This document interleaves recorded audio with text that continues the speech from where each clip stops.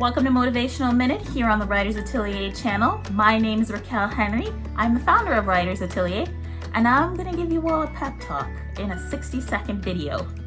So, our videos for November are usually geared towards NaNoWriMo writers.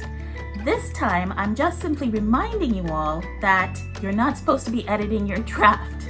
If you're like me, you're probably really tempted to go through and cut words and fix typos and add commas, and I just want to remind everybody that that is not what you're supposed to be doing this month.